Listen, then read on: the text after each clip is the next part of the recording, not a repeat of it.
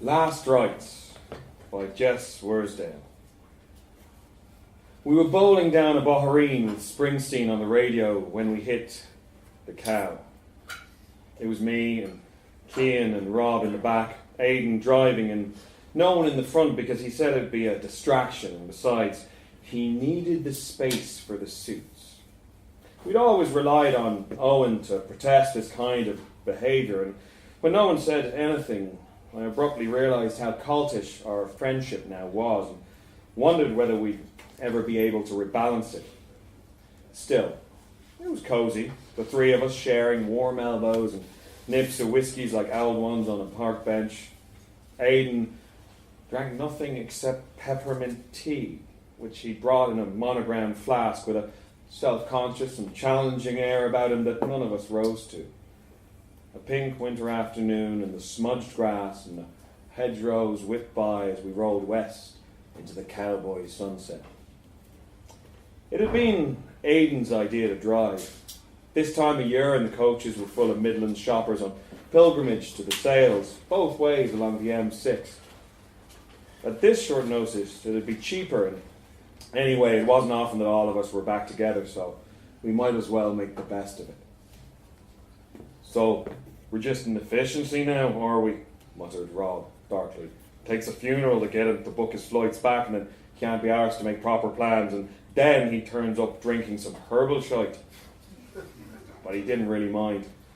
We'd all scattered after college, and actually a 3-hour journey in a tiny metal box punctuated by a chicken fillet roll at Applegreen Services wasn't a bad way to catch up on each other's lives.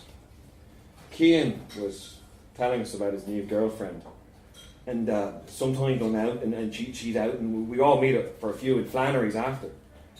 Just like college, sniffed Aidan. He often spoke expansively about his elite metropolitan nightlife, which was seemingly centred on museum lates that ended at 9.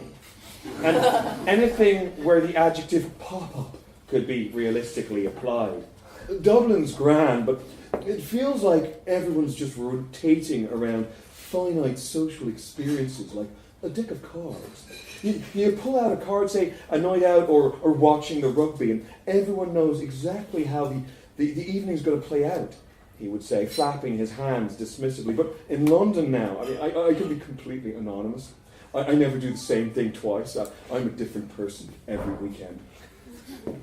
Just thinking about this constant pursuit of novelty made me feel exhausted. I watched the edges of the road tick past. The motorway traffic had been so bad that we pulled off shortly past Bannislaw to take a maze of tiny roads cross country, badly lit but twice as fast. We were a little glowing bubble in an inky sea until Aidan yelled and slammed on the brakes. There was a dense, wet thwack of impact, and we were all hurled forward. My mouth felt upholstery. It tasted aluminium. And then Cian's thin voice from somewhere in the footwell. What was that? We were a jumble of limbs, and the car smelled of spilt whiskey and sweat. I could see the shock of Aidan's face in the rear view mirror, bleached with a bright gash across the bridge of his nose. With shaking hands, we unbuckled seatbelts and staggered out onto the road, where the air seemed solid and chewable. The cow lay on its side a metre or so in front of the bumper, matted tufts of bloodied hair spotlit by the car headlights, like the star attraction in some gruesome circus. The scoop of its ribs shuddered up and down rapidly, and it released a convulsion of moaning which crescendoed in a loud cough. Crimson droplets spattered across the marled grey tarmac. Jesus! Aidan sucked shallow sips of air and went heavily against the car bonnet, a concertina of crumpled metal and rippled flesh. The cow blinked up at us, absently, dairy milk eyes ringed with tears, spiked lashes. It came out of nowhere. He squinted through the gloom. There must be a field ahead or something, a gate. There might be more than... It could have killed us. I can't believe it's still alive, says Cian weakly. That was some hit it took. Should we call someone? We fished phones from pockets. No signal. I thought about the Mahonies that would be expecting us in an hour in their house full of radiators and affable yellow lamplight. I promised to be there to hold Hannah's hand. She was too young to really understand, but I knew that tonight would be the hardest. Back in the bunk bed of half-remembered sleepovers, gazing pale-eyed at the plastic galaxy on the ceiling and waiting for the dawn.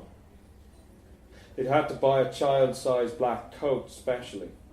She wasn't my little sister, but tonight we would all pretend.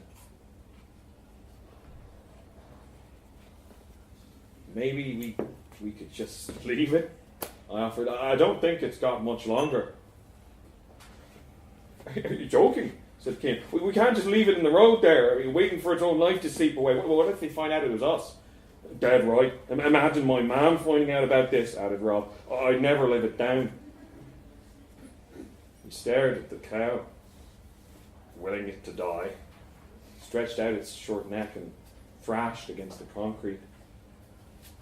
Oh, God, make it stop, shouted Cian, wrenching his hoodie up over his eyes.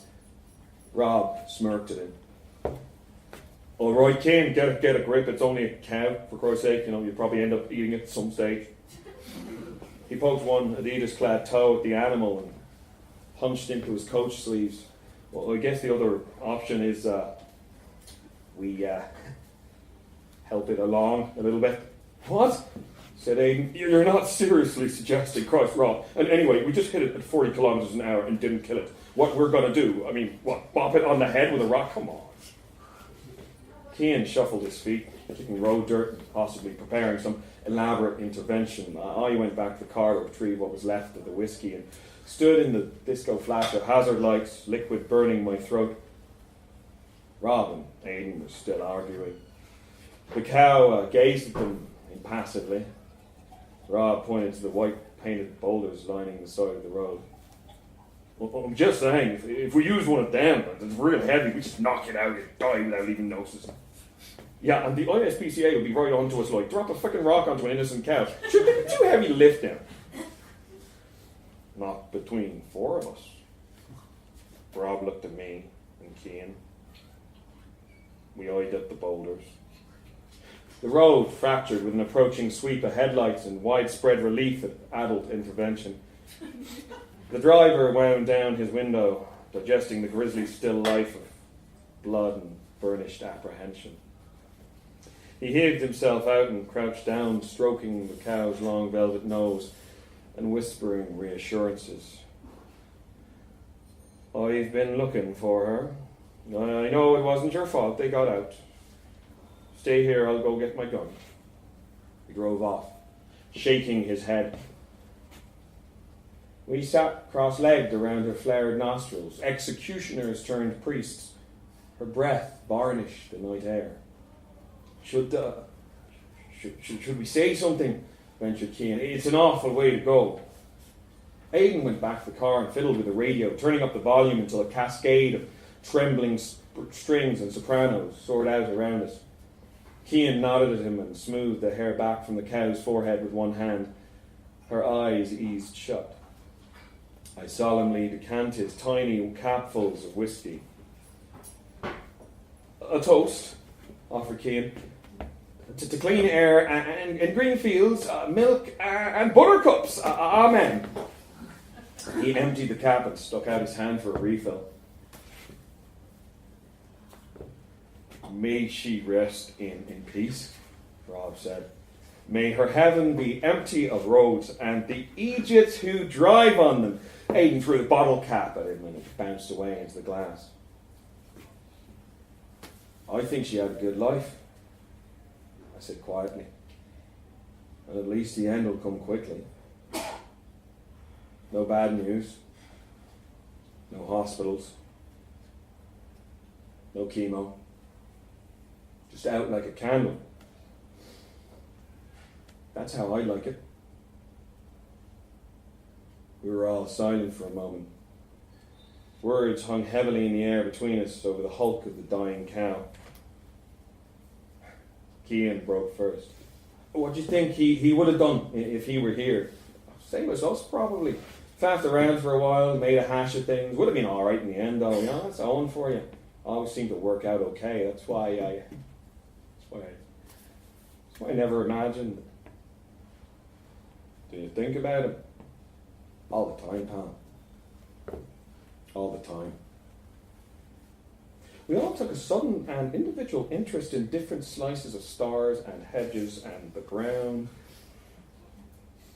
A distant hum of the engine grew louder until the farmer appeared, this time in a large truck. "All right, lads," he said. "I'll take it from here."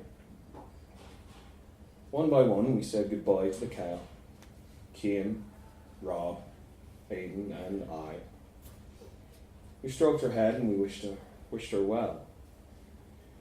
The farmer waited, engine running, eyes gleaming. As we drove away, we heard the crack of the shotgun, and it spurred us on into the endless night.